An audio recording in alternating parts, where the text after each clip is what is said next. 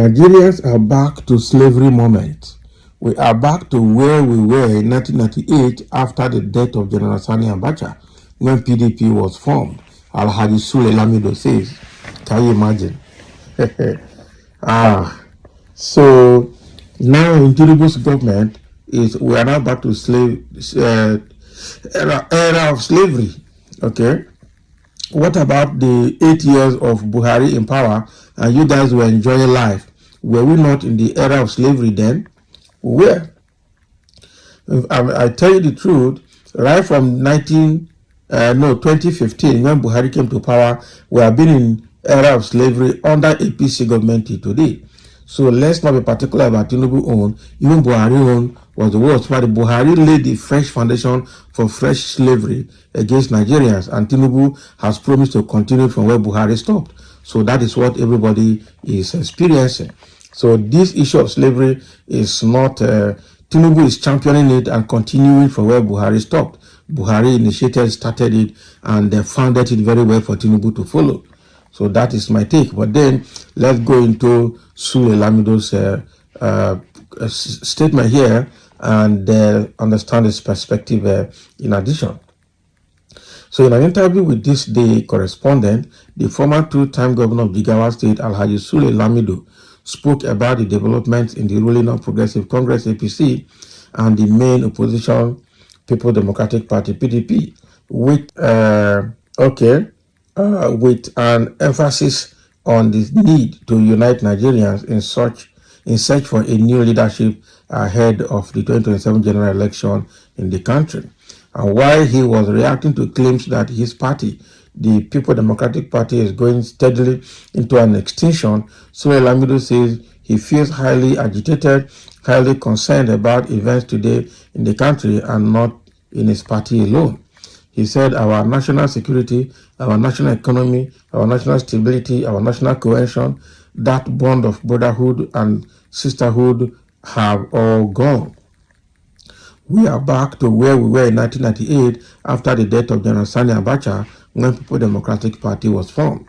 Further talking, he said the difference then was that the economy was fairly stable and security was fairly stable. But the economy and security can only be enjoyed if there is an environment where we mutually believe in each other, mutual trust and mutual respect. Because if there is no trust, if we do not believe in each other as a people, as brothers and sisters, as Nigerians, no matter what you do, the economy will not be important to them. Exactly. So the question again is it now you knew that we have gone into slavery, that even the slavery we have gone in democratic setting is even worse than the pre-colonial slavery that we suffer in the hand of colonial masters, or in the hand of foreigners? That is the truth. Now, the worst of all is that we, in the time of colonialism, we had issue with the foreign colonial masters, and we fought for external independence, and we got it. That was external slavery. Now, what we are facing in Nigeria is internal slavery. Nigerians enslaving Nigerians. Nigerian politicians enslaving Nigerians, downtrodden citizens, and that is the worst. So, how do you fight for this kind of freedom?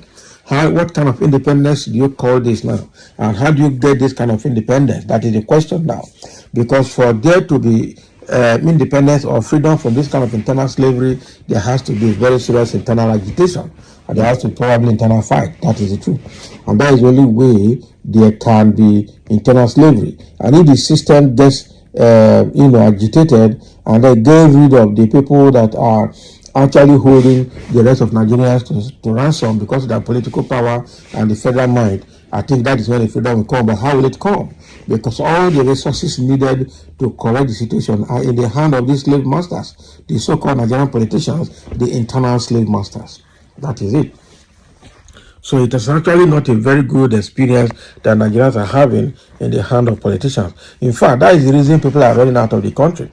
That it is better that third-class citizens in a foreign land than to be a first-class citizen without opportunity, without life in your own country.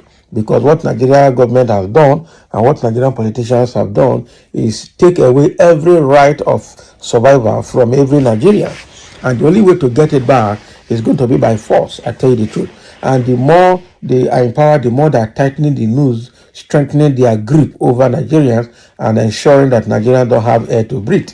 Not talk of fighting for freedom. It's a very bad situation. So Sule Lamido might be right that we're back into slavery, but I only want to remind him that slavery did not start with Tinubu. It started with all Nigerian politicians, probably starting from the time of independence, and then the time of First Republic, Second Republic, okay, before this Third Republic. And it's a very bad situation, I must tell you the truth.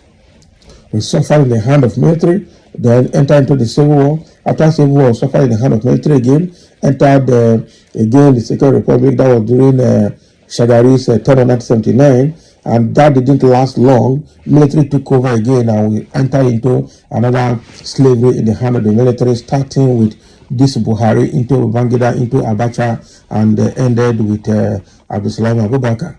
Okay, we came back in 1999 into democratic setting again, the Third Republic, and what we saw was what? Corrupt politicians taking over, and it became worse till now.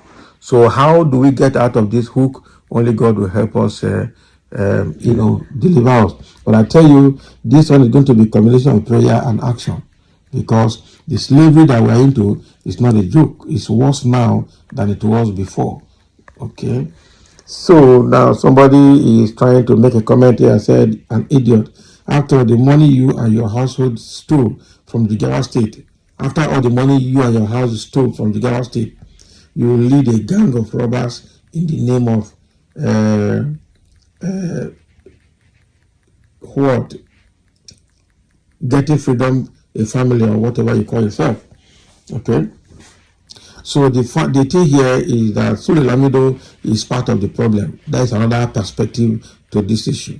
He can't be talking now. He didn't say that when he was the governor of Jigawa State. He didn't say that when Buhari was there in power. He's coming to say that now. He didn't say that when he was chopping life before now. And all the money and he's getting now, and the pension he's getting now, has he refunded them back to the public? So he can't also say that now, because things are not better now. Okay, and it's part of the political class, the political elite that have held Nigerians captive till now. So if there is going to be a political revolution, I think he's one of those people that will also be consumed, because it's part of the system, it's part of the elite that have, subdued Nigerians till today. And I tell you, that is not a sweet story to tell.